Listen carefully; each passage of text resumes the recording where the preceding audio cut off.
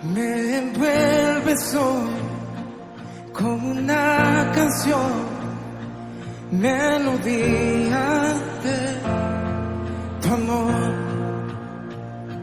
Cantas libertad en mi adversidad hasta que huya temor. Les ha permitido emprender.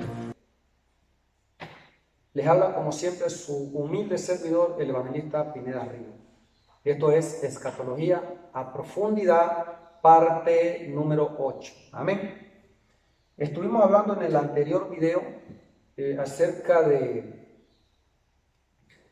Alejandro Magno. Quedamos en Alejandro Magno. Ahí dimos la desglosación acerca de cada rey por metal, cada nación por animal y cada animal por rey. Ahí se lo distinguió. Amén. Ahora vamos a estar agregando algo más que no agregamos en el video anterior, en la parte 7, acerca de Alejandro Magno, ¿sí? Para que quede más claro. Estuvimos hablando que Alejandro Magno representaba al bronce, el bronce representa a la nación de Grecia, el leopardo representaba a Alejandro Magno, el macho cabrio al leopardo, a Grecia, al bronce, es lo mismo. Recuerden que esto es de menos a más. Y el gobierno le duró del 301 antes de Cristo y culminó en el año 146 antes de Cristo. Y para respaldar que el bronce representa a Grecia, al leopardo y al macho cabrio, véase Daniel capítulo 8, versículo 3 hasta el versículo 4. Ahí usted puede darse cuenta. Estamos agregando algo que no agregamos en la Escatología a Profundidad, parte 7. Ya. Este versículo habla del macho cabrio que representa a Grecia y a Alejandro Magno como rey en aquel tiempo. Véase Daniel capítulo 8, versículo 5 hasta el versículo 8. Ahí usted puede estar confirmando que estos versículos mencionados, Daniel capítulo 8, versículo 5 hasta el versículo 8 del 5, representa a Alejandro Magno. Ahora, este macho cabrio representa nada más y nada menos que a la rapidez de conquista que Alejandro Magno logró contra los medos persas y además reinó a Babilonia, que a su vez había sido conquistado por los medos persas. Algo más claro allí para su estudio. Ahora, se preguntarán ustedes en ocasiones, ¿en qué parte de la Biblia habla de Alejandro Magno? ¿Sí? No debemos olvidar que en el espacio de la guerra entre los medos persas con Grecia existieron 400 años de silencio, en los cuales la Biblia no registra directamente a los griegos, ¿sí?, representados por Alejandro Magno. Explico esta parte, mire. La guerra de los medos persas con Babilonia sí aparece en la Biblia, pero en la guerra de Alejandro Magno con los medos persas no aparece directamente en la Biblia. Es decir, la guerra de la plata con el oro sí aparece en la Biblia, pero la guerra del bronce con la plata no aparece, ¿sí?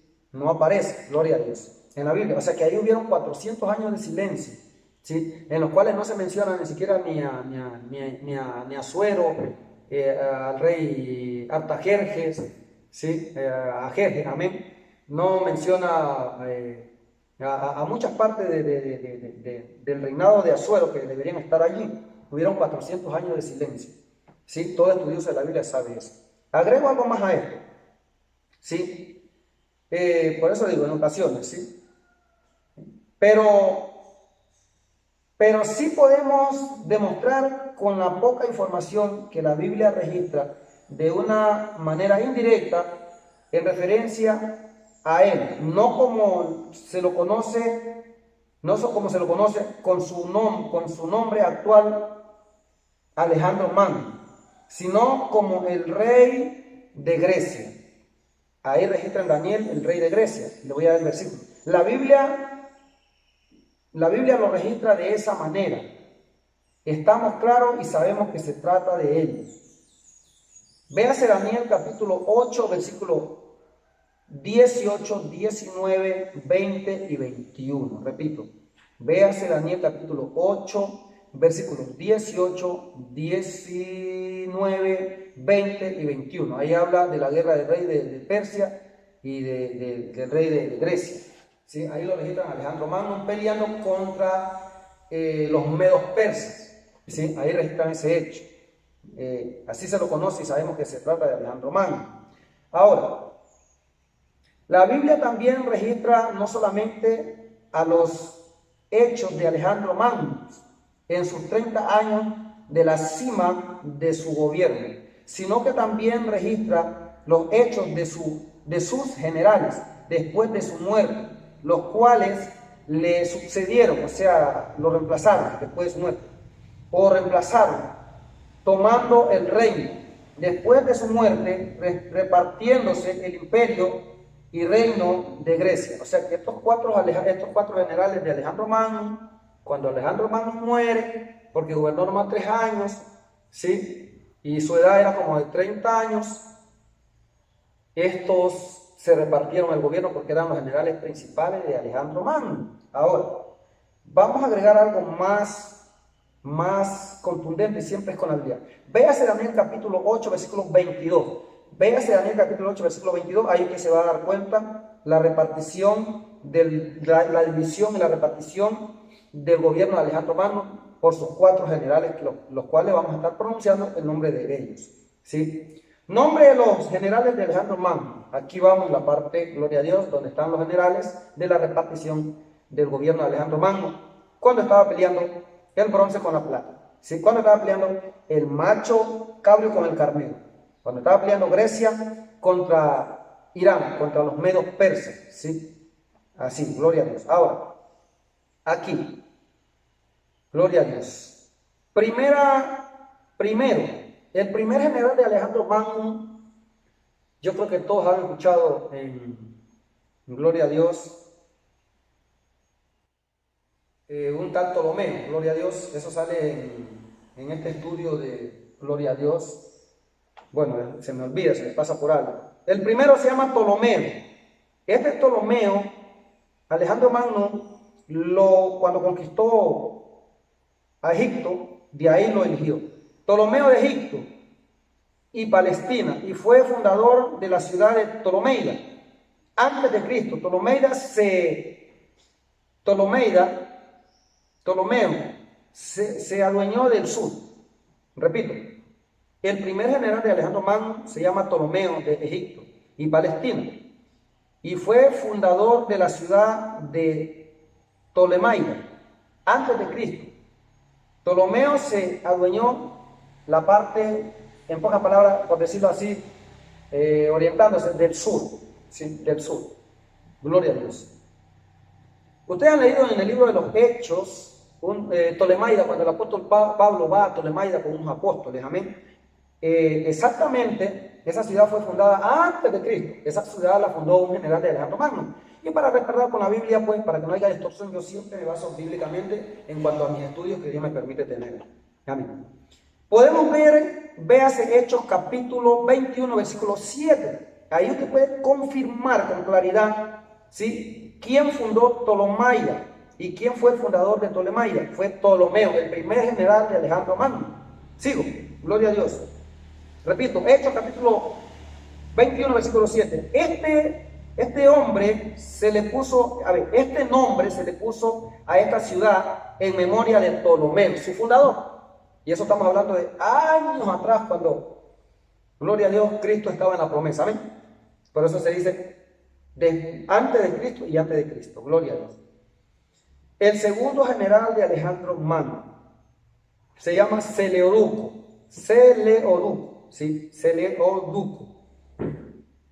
De Babilonia. Este sí era de Babilonia. O sea, mire, de cada ciudad que Alejandro Magno conquistó, agarró un general, porque estos que usted ve, que yo estoy mencionando aquí, eran generales de las otras provincias, de las otras naciones, que también eran imperios más antes. Pero como estos hombres eran fieles y eran hombres de guerra, entonces el rey que conquistaba a las ciudades de ellos, pues obviamente los iba a poner al frente, porque eran estratégicos, tenían sagacidad, osadía, tenían capacidad. ¿sí? Tenían sabiduría cómo dominar un ejército. Entonces por eso ellos no eran removidos de su cargo, sino que eran sacados de allá y eran puestos en su mismo cargo, en los cuales habían servido a reyes anteriores. Ya me entienden esa parte. Amén. Ahora, segundo, Seleuco de Babilonia y Siria, y fue fundador de la ciudad de Seleucida antes de Cristo. Se adueñó del norte.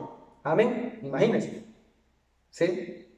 En el libro de los Hechos, yo he leído la ciudad de Seleucida. El apóstol Pablo también fue a dar allí a predicar el evangelio. ¿Sí? Y también en una historia de gloria a Dios, de literatura, porque quise decir antes, literatura, ¿sí? Habla de los Ptolomeos, ¿sí? Y de los tales Seleucidas, ¿sí? Los que han estudiado esta práctica, esta clase que estoy diciendo, ¿sí? Literatura, saben de eso, ¿sí? Entonces, el segundo, vuelvo y repito, se llama Seleuco de Babilonia y Siria, y fue fundador de la ciudad de Seleucida, ¿sí? Se adueñó del norte, del poniente significa norte. Ahora, estos Seleucidas, yo hasta la actualidad de hoy los escucho, los tales Seleucidas. No es necesario estudiar literatura para saber de ellos, sino que también se los mencionas, ¿sí? Ahora, para confirmar que Seleuco es fundador de Seleucida y se adueñó del norte, véase el libro de los Hechos, capítulo 13, versículo 4, ¿sí? Hechos, capítulo 13, ¿sí? Versículo 4. Este nombre se le puso a esta ciudad en memoria de Seleuco, ¿sí? Fundador de Seleucida. Segundo general de Alejandro Magno. Amén. Seguimos con el tercer general de Alejandro Magno. El tercer general de Alejandro Magno, ¿sí? Se llama Casandro, ¿sí? ¿Por qué a Casandro no se le da más información? Porque ya voy a aclarar algo más profundo aquí, porque esto fue de conquista a conquista. El amigo conquistaba al amigo, porque era más poderoso, era una sola. Recuerden que en el tiempo antes eran las conquistas, ¿sí? El reino, la sede de poder. Ahora, el tercer general de Alejandro Magno se llama Casandro, y el cuarto general de Alejandro Magno se llama Lisimaco. Entonces tenemos el primero, Ptolomeo; el segundo, gloria a Dios, Seleuco; el tercero, Casandro; y el cuarto, Lisimaco. Entonces, Lisimaco, Casandro, Seleuco y Ptolomeo. Ahí tienen, son nombres raros, pero ahí tienen. Ahora, Casandro fue conquistado por Ptolomeo, ¿sí? Y Lisimaco fue conquistado por los famosos Seleucos, por el famoso Seleuco. Eso fue así. Por eso aparecen dos, porque después de ser cuatro, los dos más grandes conquistaron a los dos más débiles. Tienen algo más claro ahí.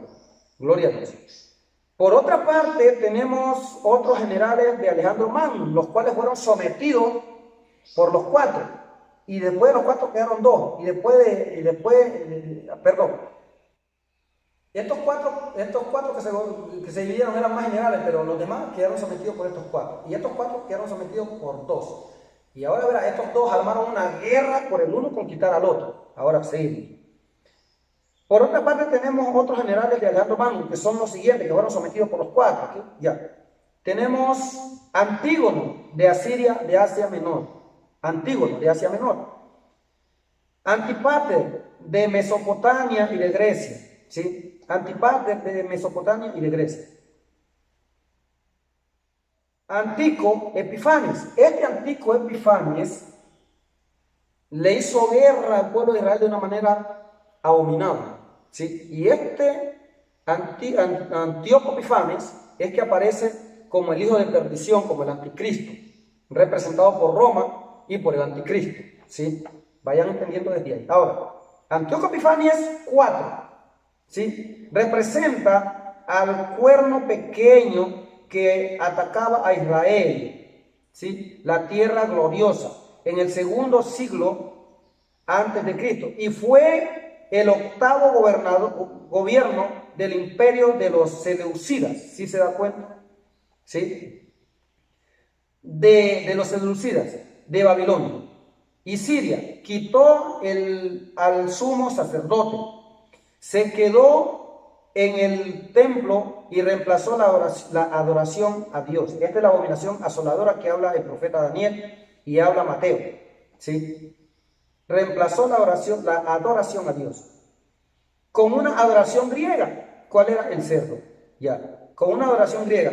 Un cumplimiento posterior de esta profecía, esto ocurrió en el futuro con la llegada del falso profeta y el anticristo. Sistemáticamente la Biblia nos da suficiente revelación e información sobre Antíoco Epifanio. Véase Daniel capítulo 8, versículos 23, 24 y 25. Ahí usted tiene la información de Antíoco Epifanio, porque Antíoco Epifanio le hizo la guerra perdón, a Israel, y no solo a Israel, sino que también quiso luchar con Seleuco y también con Ptolomeo, ¿sí? Pero para luchar con Ptolomeo se alió con Seleuco, fue general de Seleuco, pero después quiso conquistarlos a ellos, someterlos a ellos. Y este sometió a la nación de Israel y cambió la adoración, o sea, conquistó Israel y cambió la adoración a Dios. La adoración a Dios era con ovejas, con carneros, con machos cabros, pero este hombre en blasfemia a Israel, porque no pudo conquistar el gobierno, el imperio entero, reemplazó como quien dice, en retribución a Dios, en abominación a Dios, quitó esa adoración del pueblo de Israel y le enseñó a que adoren cerdo. O sea, una tremenda contradicción al mandamiento de Dios. Una tremenda contradicción. Recuerden que el hombre por la sed de poder siempre es así. Ahora, esto, como dije anteriormente, esto lo podemos respaldar con, véase Daniel capítulo 8, versículos 23, 24 y 25. Estos estudios son bien profundos, son 100% confiables y 100% oficiales, lo que indica que no nos salimos de la Biblia. Tratamos de trabajar por la misericordia de Dios y con la sabiduría que Dios nos da, en ayuno y en oración, pidiéndole la revelación y la interpretación a Dios correcta, sin salirnos,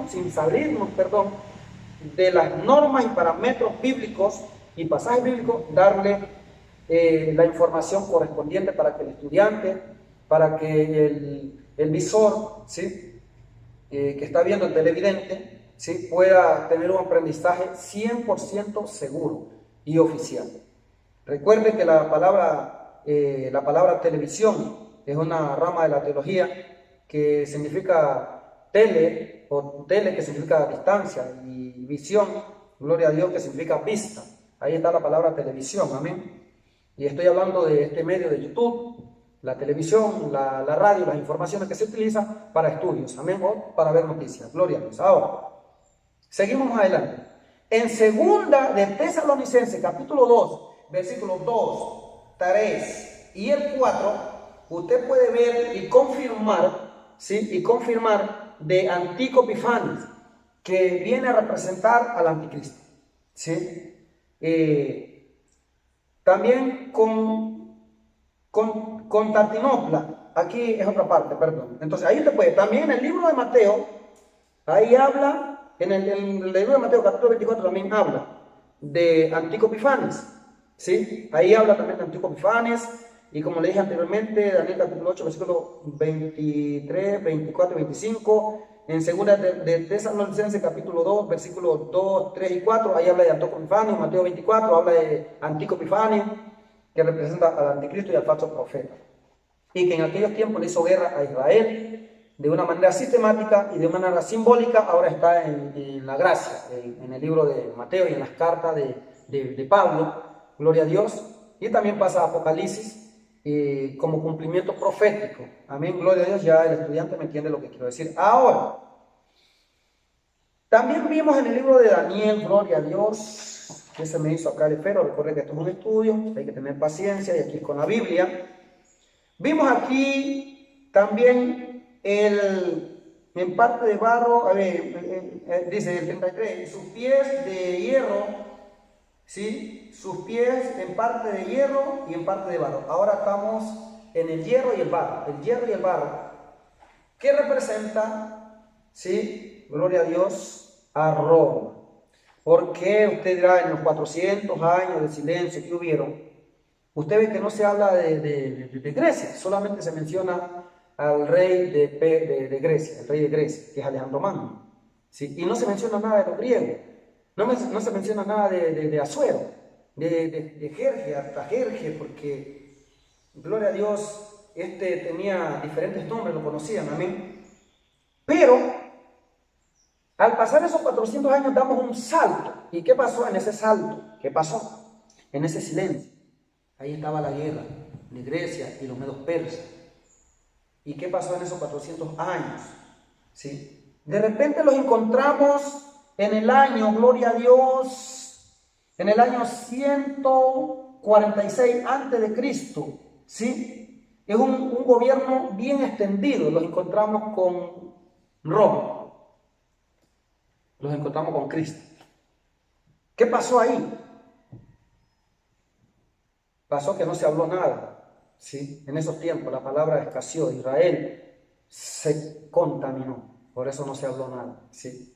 Sin embargo, aparece directamente, casi no se menciona nada de los griegos, cuando deberían los griegos estar mencionados en la Biblia, ¿sí? Porque estos hechos de los griegos fueron tremendos. De hecho, el lenguaje que hoy en día el Nuevo Testamento se habla, se menciona, ¿sí? Se pronuncia, es de los griegos, ¿sí? Su cultura, su estudio, ¿sí? Su ejército. Mire que hasta el día de hoy, imagínense, Grecia es imponente. No solo eso, sino que también en esta enfermedad del coronavirus, supuestamente el coronavirus, se menciona también Omicron, Delta, Alfa, ¿sí? Y mire, ¿qué quiere decir eso? Analice, son palabras griegas. En la mayoría de los lenguajes, actualmente hablamos hasta el día de hoy en griego. Mire que hasta acá, en Sudamérica, Norteamérica, Latinoamérica, Asia Menor, Asia Mayor, África, está regado el lenguaje griego, ¿sí? A tal punto que hasta la Biblia lo tiene. Ahora, ¿por qué? Porque en esos 400 años Grecia fue imponente, impuso no solamente su cultura, también impuso su lenguaje, también impuso sus estudios, impuso su fuerza militar, impuso también su religión. O sea, fue algo tremendo, fue uno de los gobiernos más imponentes que hasta la historia de esos años que yo mencioné en el estudio anterior hubo, ¿sí? La Biblia lo menciona. Y luego podemos ver que la Biblia no menciona algo bien profundo acerca de Grecia, sino que ahora los encontramos ya los griegos conquistados por el gobierno de Roma. Imagínense, aparece Jesús dándonos esa información. Ahora, gloria a Dios. El hierro que usted ve ahí de la estatua, en parte de hierro y en parte de barro cocido, representa nada más y nada menos que a Constantinopla. A Constantino, porque Constantinopla fue padre de Constantino, porque Constantino causó una revolución cuando aparece Roma, cuando aparece ya a Juan el Bautista anunciando a Jesús, allá en la gracia, allá en la venida de Jesucristo. Aparece ahí ya Israel y los griegos, los medos persas y Babilonia, ya como una sola nación. Aparece ya como Roma. ¿Sí? Roma alto y Roma baja, pero en sí era una sola política. ¿Qué pasó? Pasó que los romanos conquistaron y sometieron no solamente a Babilonia, sino también a Israel, sino que también sometieron a los medos persas, sometieron a Grecia, o sea, sometieron todo el mundo. Mire, y hasta la actualidad de hoy, política y religiosamente, Roma es uno de los gobiernos más extensos que ha habido hasta ahorita. Por eso conocemos como Babilonia, la gran ramera, a la Iglesia Católica. Bien, seguimos adelante. El hierro que aparece en Daniel capítulo 2. Sí, gloria a Dios. Daniel capítulo 2, versículo 33 dice, y sus pies de hierro, ¿sí? Sus pies en parte de hierro y en parte de barro. Ese es Roma. Mire que de más a menos. Si ustedes comparan el hierro con el oro, El hierro es más barato que el oro y el oro más caro. Y por eso le digo que la conquista fue de los más débiles, conquistaron a los más fuertes. Esto es escatología a profundidad, ¿sí? Entonces, lo que usted no ha podido aprender y saber, aquí lo va a saber. Ahora, sigamos el hierro que representa Roma. Roma, representado por quién? Por el hierro. El hierro representado por quién? Por Constantinopla. ¿Padre de quién? De Constantino. De hecho, la palabra Constantino fue un juego de palabras que significa católicos. Ahora, el hierro, ¿sí? Que representa lo que estoy diciendo, a Roma, a Constantino y a Constantinopla.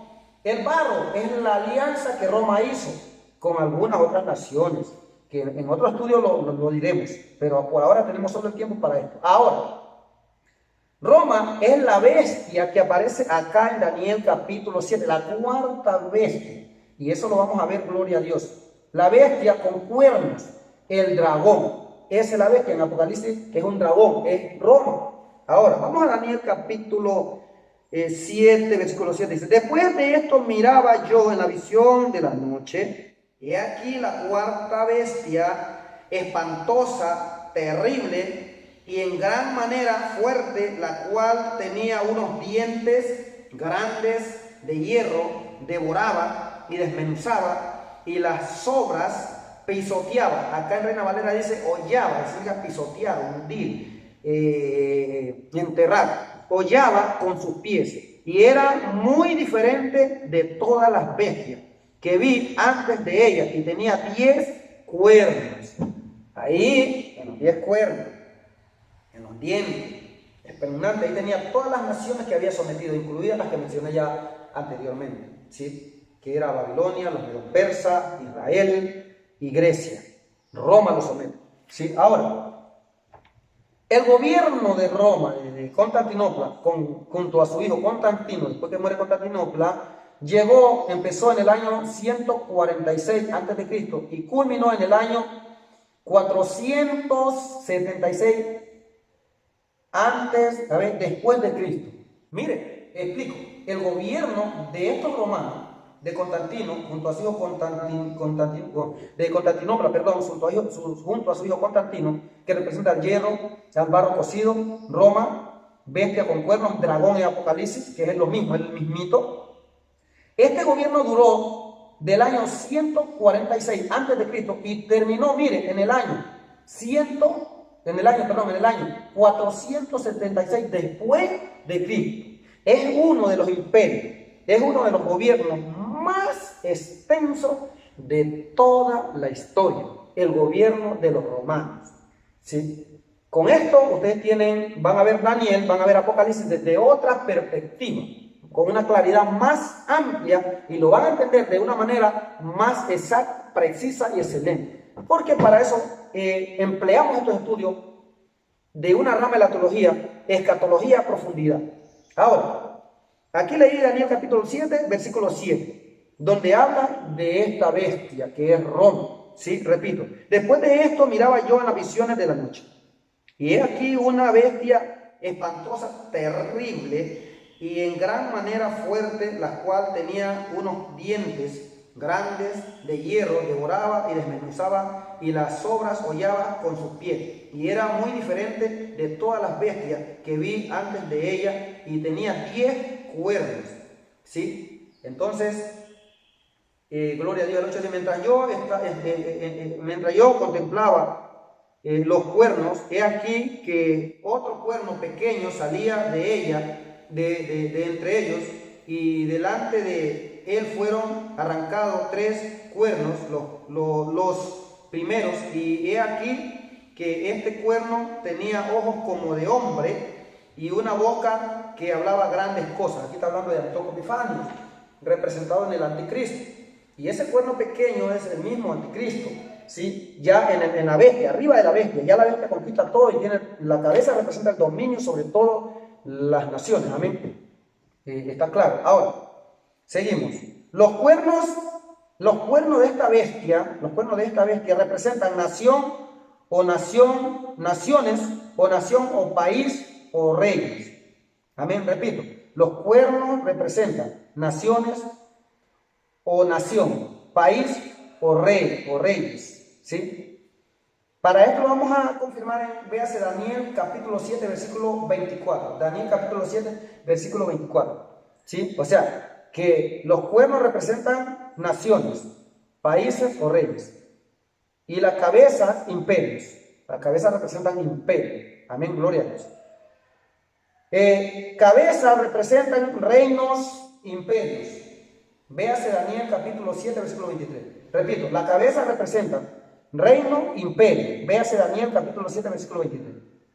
Ahora, seguimos más adelante, ahí mismo. Ya hemos visto la cuarta bestia. Esto es escatología a profundidad. No se me confunda, que está clara la enseñanza. Gloria. Aquí vemos. Vamos a Daniel capítulo 9, versículo 35 para dar terminado con este video. Dice así. Entonces fueron desmenuzados también. Perdón, Daniel capítulo 2, versículo 34. Estaba yo mirando, Daniel capítulo 2, versículo 34. Estaba yo mirando hasta que una piedra ahí, ya pasamos al dragón, ¿sí? Ya pasamos a la estatua, al hierro. Ahora estamos en la piedra. ¿Qué es la piedra? Estaba yo mirando hasta que una piedra fue cortada, no con mano de hierro, e hirió a la imagen en sus pies de hierro, de barro cocido, y los desmenuzó. El 35 dice, entonces fueron desmenuzados también el hierro, el barro cocido, el bronce, la plata y el oro, y fueron como tamo de las eras del verano, y se los llevó el viento sin que de ellos quedara rastro alguno. Mas la piedra que hirió a la imagen fue hecha un gran monte que llenó toda la tierra. Este es el sueño y su interpretación. Ahora, ¿qué quiere decir la piedra? El monte. Acá tenemos, la piedra representa al gobierno de Dios. ¿Sí? La piedra. También representa a Jesucristo. El gobierno de Dios mediante Jesús. Repito, la piedra que aparece aquí, la piedra que llega a la estatua y la tumba, o sea, la piedra derrumba todos los reinos, por muy poderosos que sean. Y para el tiempo del Apocalipsis, en la venida del Señor Jesucristo en las nubes, Jesucristo extermina hasta el gobierno de Roma, porque Roma sometió a todos los demás gobiernos. Sometió a Grecia, sometió a Babilonia, sometió a los medos persas, a Irán, sometió a Grecia, ¿sí? Sometió a Israel, pero aquí ya dice que esta piedra fue un gran monte, dice que Dios levanta un gobierno mediante algo. La piedra representa a Jehová, ¿sí? Mediante Jesucristo, ¿sí? Entonces, Jehová, piedra, reino de Dios, ¿sí? Daniel capítulo 2, versículo 44. También, anciano de días, Daniel capítulo 7, versículo 9. Gloria a Dios. Repito esta parte, gloria a Dios, creo que no la estoy dejando muy clara, ¿sí?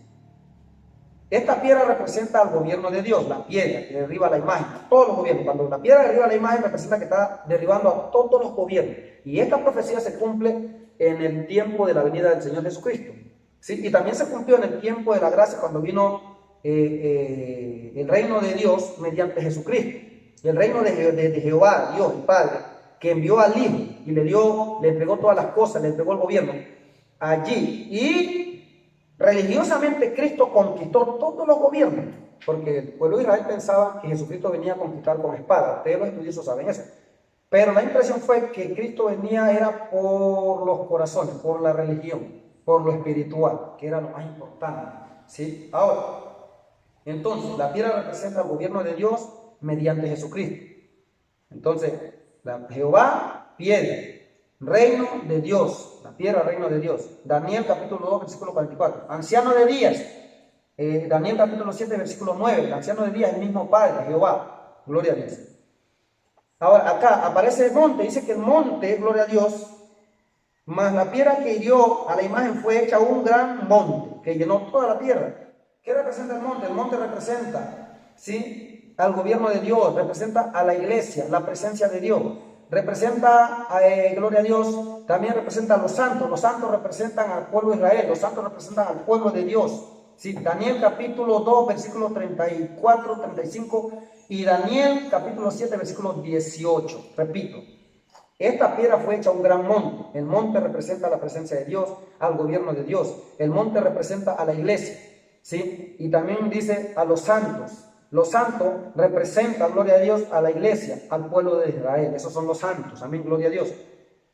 ¿Sí? Y ahí leí los versículos bíblicos. Daniel capítulo 2, versículos 33 y 34 y 35. Perdón, Daniel capítulo 2, versículos 34 y 35. Daniel capítulo 7, versículo 18. Gloria a Dios. Ahí pueden investigar aquello. Ahora, tierra. ¿Qué representa la tierra? La tierra representa, aquí vemos que llenó toda la tierra, dice. Aquí vemos en Daniel capítulo 35. Daniel capítulo 2, versículo 35. Más la piedra que hirió a la imagen fue hecha un gran monte que llenó toda la tierra. Estamos terminando. ¿Qué representa la tierra? La tierra representa todas las naciones. ¿Qué representa la tierra? Además de todas las naciones, reinos. ¿Qué representa la tierra? Imperios, mundo.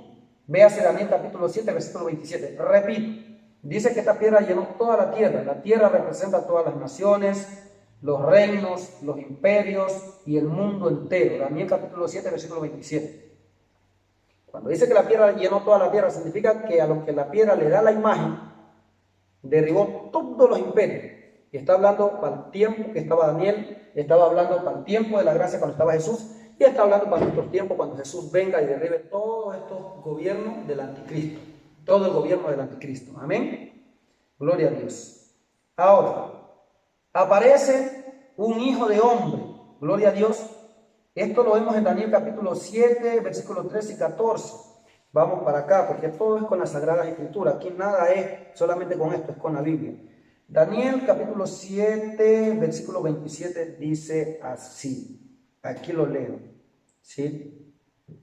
Estoy en el versículo 7, en el capítulo 27.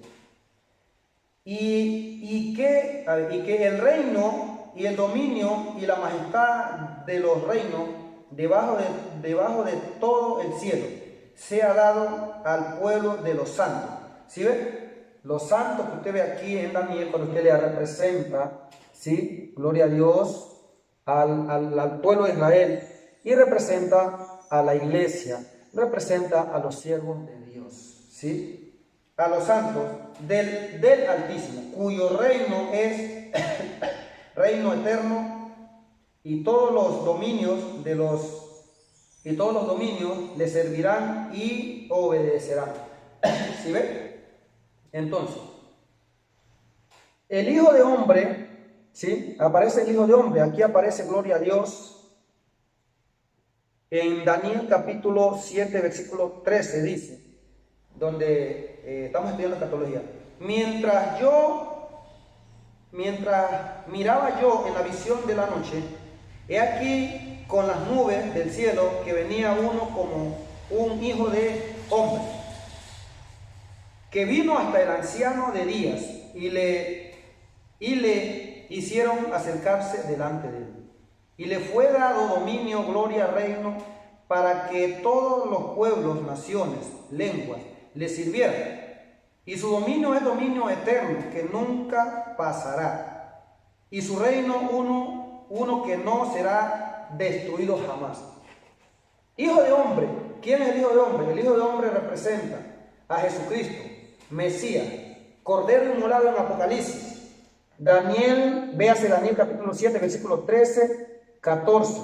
Mateo, capítulo 26, versículo 64. Juan, capítulo 1, versículo 51. Repito, ¿sí?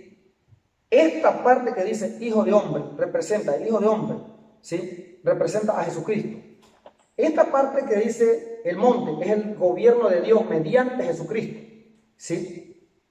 Esta piedra que representa a Dios mismo, ¿sí? Mediante el gobierno de Jesucristo. Este anciano de día es el Padre, ¿sí? Y este Hijo de Hombre es el gobierno de Dios mediante Jesús. O sea que Jesús aquí estaba en la promesa, ¿sí? Esto es escatología. Esto era lo que Dios le estaba mostrando a Nabucodonosor que debería suceder, ¿sí?